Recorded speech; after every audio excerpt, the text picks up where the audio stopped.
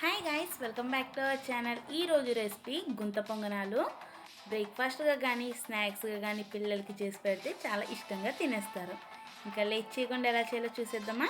First ఒక mixing bowl తీసుకుని దాంట్లో 1 కప్పు వరకు బొంబాయి రవ్వ వేసుకోవాలి. దీంట్లోనే 1/2 కప్పు వరకు పెరుగు, సన్నగా తరిగి పెట్టుకున్న ఉల్లిపాయలు, కొత్తిమీర, టొమాటో అండ్ పచ్చిమిర్చి, టేస్ట్కి తగ్గట్టుగా ఉప్పు, జీలకర్ర వేసుకుని అంతా కలిసే విధంగా మిక్స్ చేసుకోవాలి.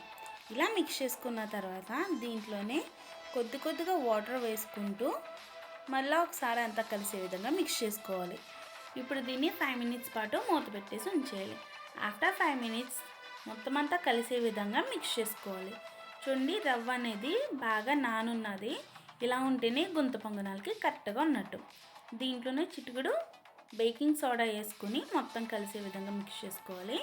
ఇప్పుడు గుంత పొంగనాలు ప్యాన్ పెట్టుకుని దానిపై కొద్దిగా ఆయిల్ అప్లై చేసుకుని మనం ముందుగానే రెడీ చేసుకున్న పిండిని కొద్దిగా వీడియో క్లిప్లో చూపించిన విధంగా వేసుకోవాలి. ఇలా వేసిన తర్వాత దీనిపైన కొద్దిగా ఆయిల్ అప్లై చేసుకుని ఒక 10 మినిట్స్ పాటు లో ఫ్లేమ్లో పెట్టుకుని కుక్ చేసుకోవాలి. ఆఫ్టర్ 10 మినిట్స్ చూడండి, గుంత పొంగనాలన్నీ ఒక సైడ్ గోల్డెన్ బ్రౌన్ కలర్ వచ్చి చక్కగా ఫ్రై అయిపోయినాయి కదా.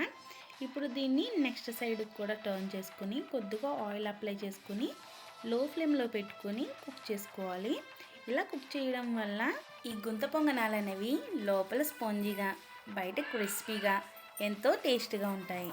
ఇంతేనండి, మన గుంత పొంగనాలు అయితే రెడీ అయిపోయినాయి. వీటిని చక్కగా ప్లేట్లో సర్వ్ చేసుకుని మీకు ఇష్టమైన చట్నీతో సర్వ్ చేసుకుంటే పెద్దవాళ్ళు పిల్లలు ఆల్ టైమ్ ఫేవరెట్కి ఇష్టపడే గుంట పొంగనాలు అయితే రెడీ అయిపోయినాయి. మీరు ట్రై చేసి ఎలా వచ్చిందో నాకు కామెంట్ సెక్షన్లో చెప్పండి. వెళ్ళేటప్పుడు మన ఛానల్కి like, share and subscribe for more videos.